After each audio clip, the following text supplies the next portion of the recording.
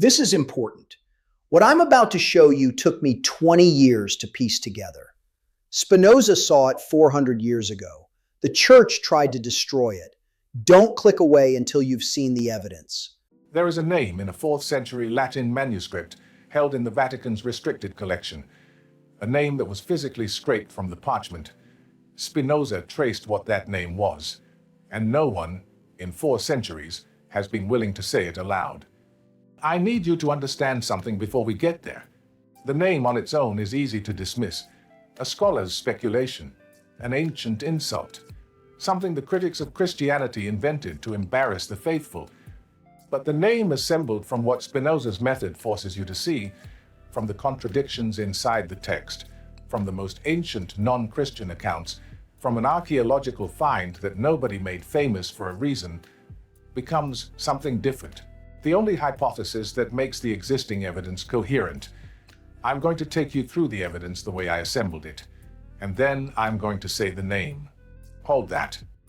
Matthew and Luke are the only 2 canonical Gospels that include a birth narrative, and both of them, if you read them carefully, have a problem at their center that is almost too obvious to see once someone has pointed you at it. Both Gospels trace a genealogy of Jesus. The explicit purpose of those genealogies, stated in the text without ambiguity, is to establish that Jesus descended from David. That is the messianic credential. The prophetic tradition required a Messiah who came from David's line. So Matthew opens with a genealogy running from Abraham through David down to Joseph. Luke runs a genealogy in the other direction, from Jesus back through David to Adam and to God. Both genealogies are doing the same work, connecting Jesus to the royal line of Israel through his father's lineage. The problem is that neither of them can actually accomplish this. By the theology of both Gospels, Joseph is not the biological father of Jesus. He is the husband of Mary. The conception both Gospels insist was miraculous, not Joseph's. Matthew says an angel appeared to Joseph in a dream and told him that the child Mary was carrying was conceived by the Holy Spirit. Luke says the same thing through Gabriel's announcement to Mary.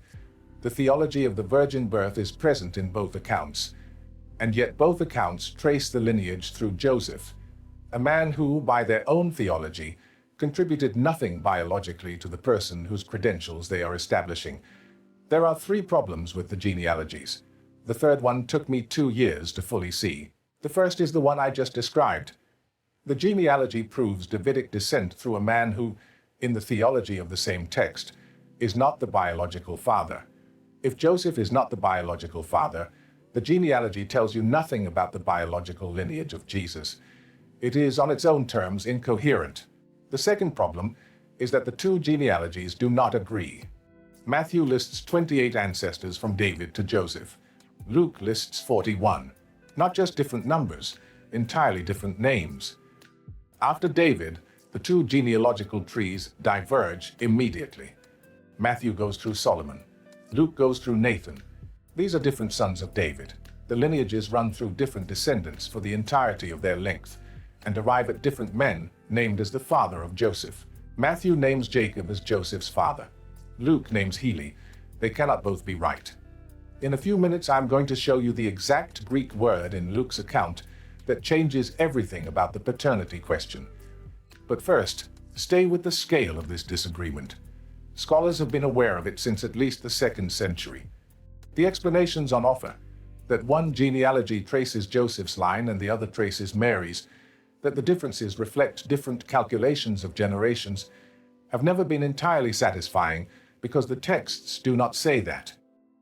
The texts both say they are tracing the line through Joseph. Spinoza, in the Tractatus Theologico Politicus, wrote about this at a level of precision that no one before him had brought to the question in a published work designed for general readers. He understood genealogies as political instruments, not lies necessarily, but constructions, documents designed to establish a claim, not to record a biological fact. The ancient world used genealogy the way modern institutions use credentials to locate a person within a hierarchy of authority, to give them the standing that their community required them to have.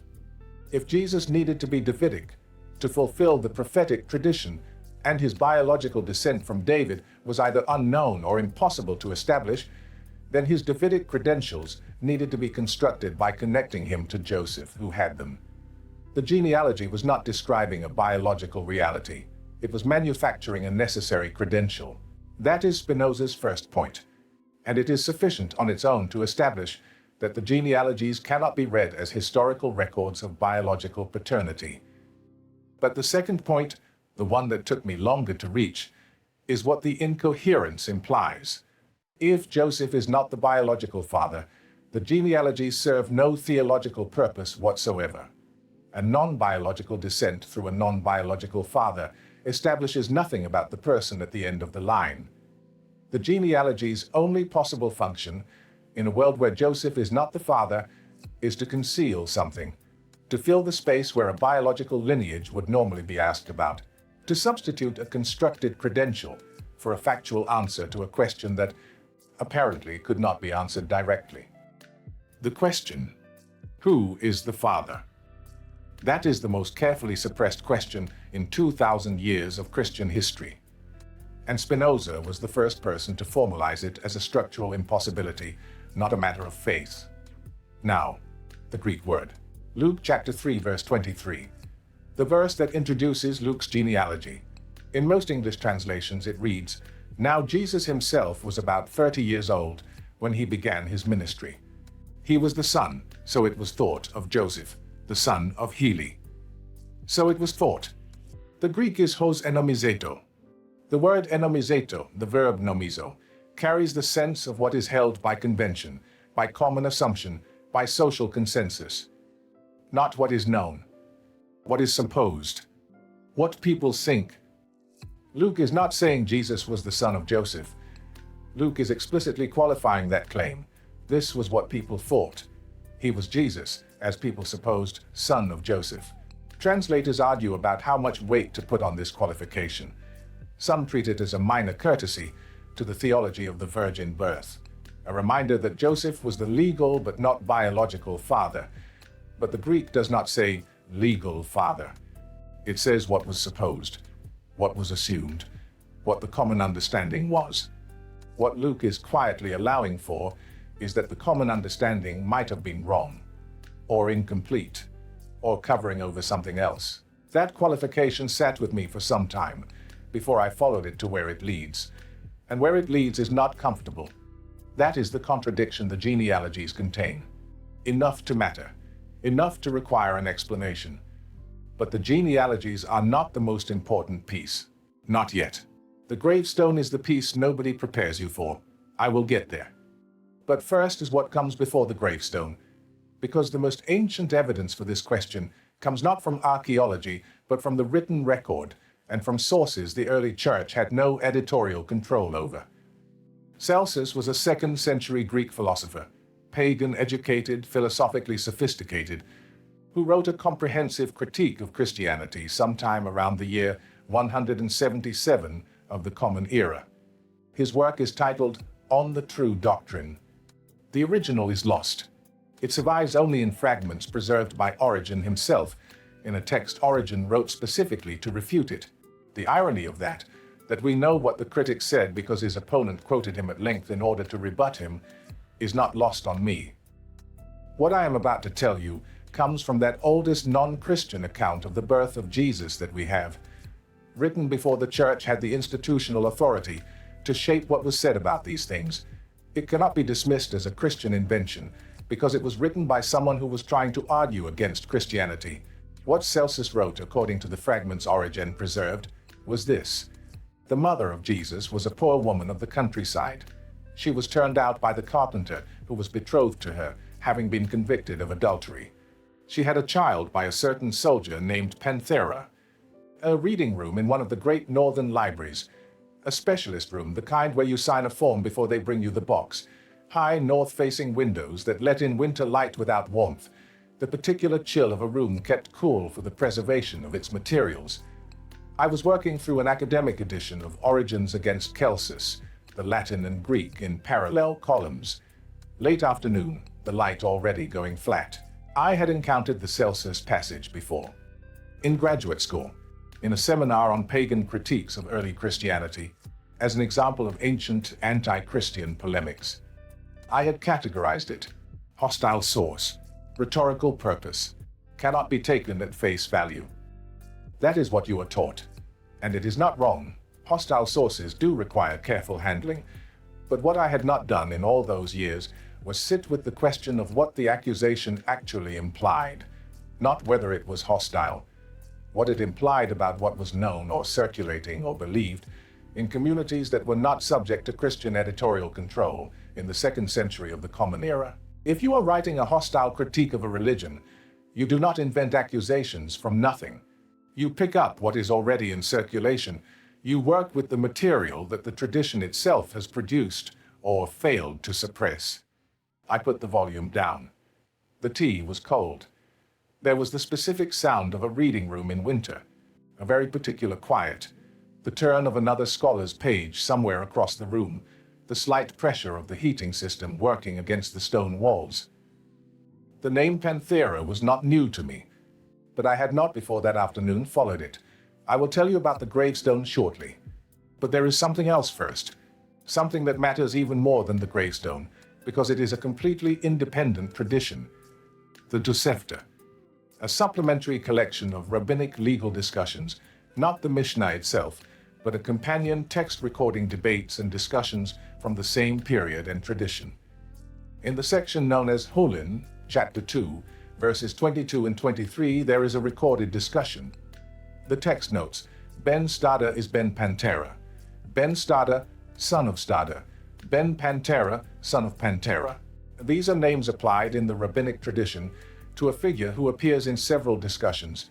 Scholars have argued for 2 centuries about whether this figure is Jesus of Nazareth, and the argument is not settled, and I will not pretend it is. But what is clear is that the name Pantera appears in the Tosefta as a patronymic, as a father's name, and the appearance is not derived from Celsus. The Tosefta and On the True Doctrine are independent traditions.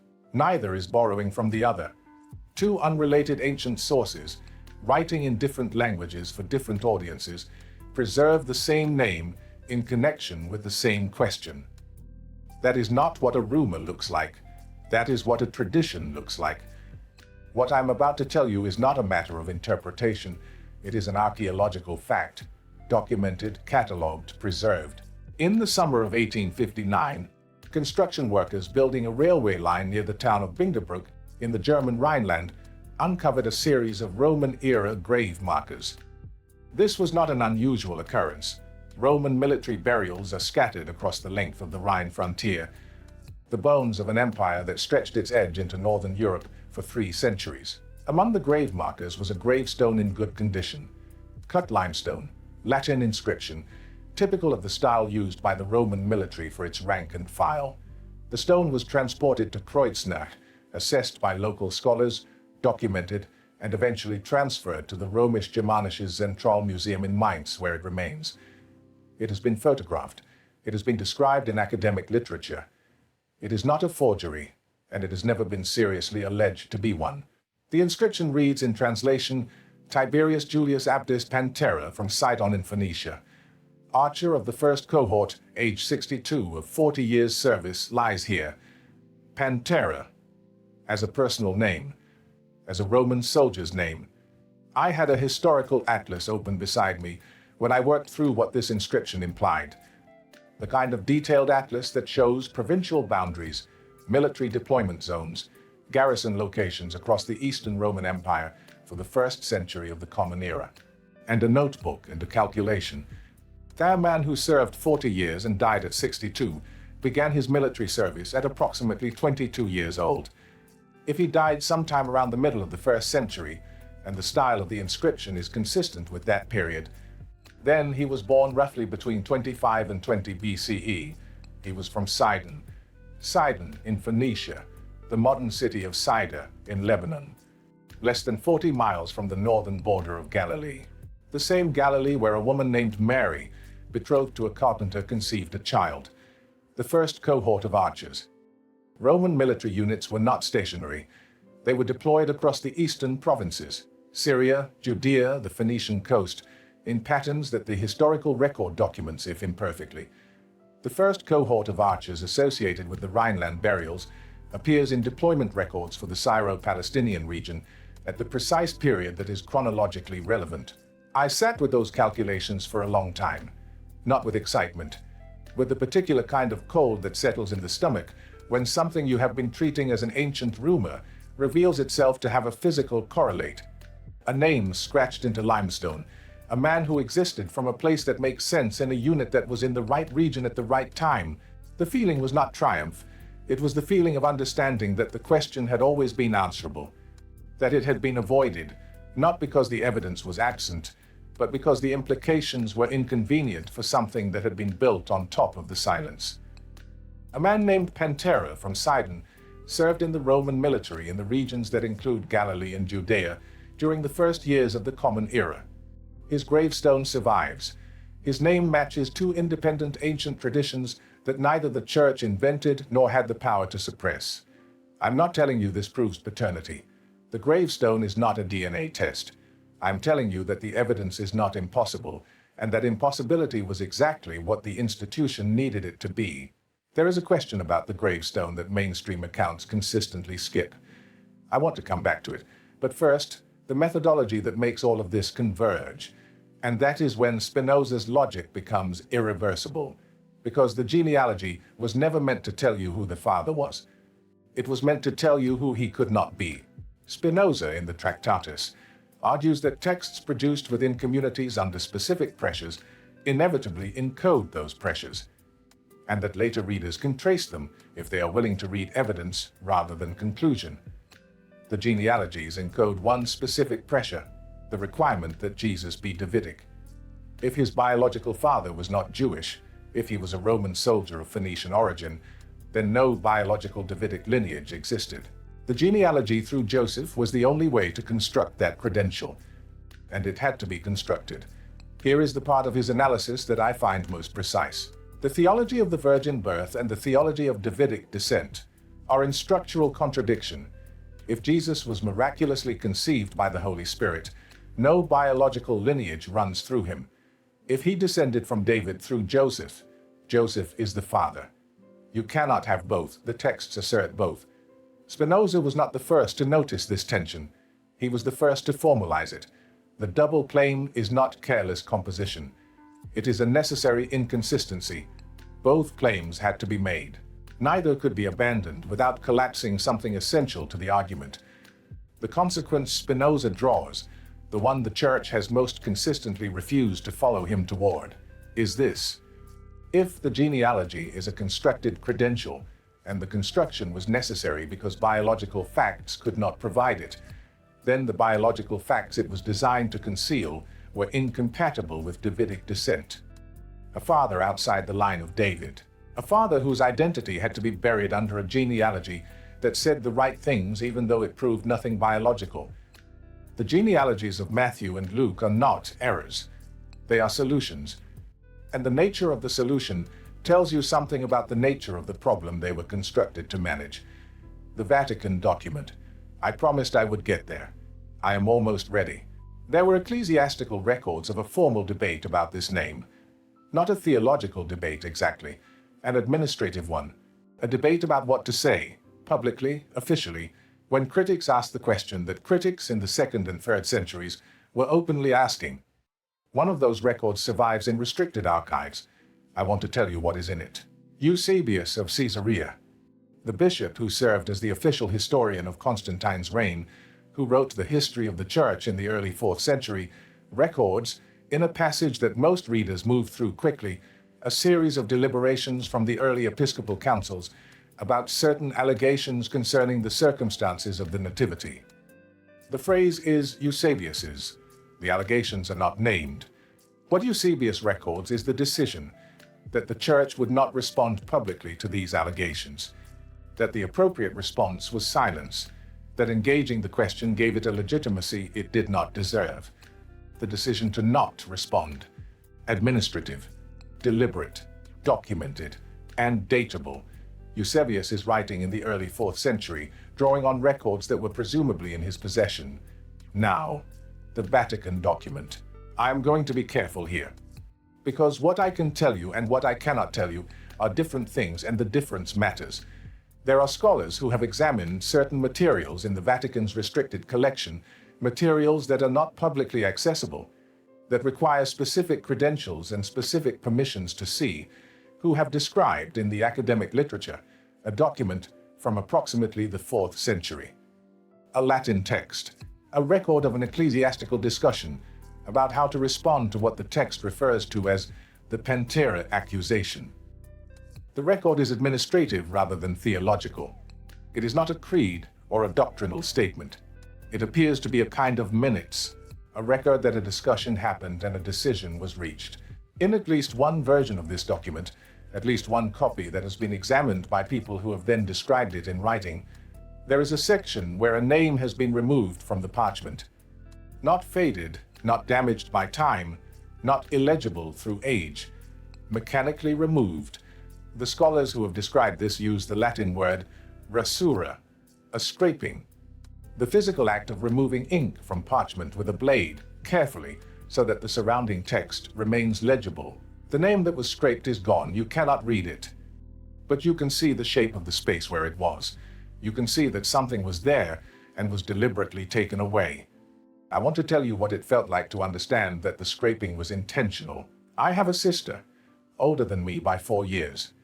She has been Catholic her whole adult life, not theologically engaged, not interested in debates about scripture or historicity, but genuinely, practically Catholic in the way that some people carry faith as a form of structure. Mass on Sundays, certain prayers at certain times. The faith as a kind of architecture she inhabits rather than examines. Some years ago, during a visit, her house north of the city, a weekend afternoon in late autumn, I have been working on the material that eventually led to what I am telling you now. I was not careful about how I introduced it. I should have been. I showed her the genealogy problem, the Celsus passage, the gravestone calculations, not aggressively. The way you share something that has occupied your thinking for months when you are with someone you trust, not anticipating what the shape of it might feel like from the outside. She read what I had written. She asked a few questions. She was quiet. She left earlier than she had said she would. Not dramatically. She found a reason. Something she had forgotten she needed to do. The phone calls in the months after that visit were shorter, more formal. The kind of calls that have the structure of a relationship, but not quite the warmth. She never said what had changed. We never had a conversation about it. The subject did not come up again between us. I understand what happened. I think I introduced into a space she had kept separate from that kind of examination, not because she was incapable of it, but because she had chosen, in the way that practical people choose things, not to examine certain foundations. The faith was working. It was providing something real. And I handed her a question she had never asked for, in a way that made it impossible to put down. I have sat with that for a long time. With the question of whether what I was doing was honest or unkind, whether the impulse to share something because it is true is a form of generosity or a form of carelessness. I do not have a clean answer. I have a sister who calls a bit less often, and a piece of research I cannot undo having done. That is the weight the name carries for me, not just intellectually, personally. The scraping was intentional. Someone sat with that parchment sometime in the 4th century and made a decision.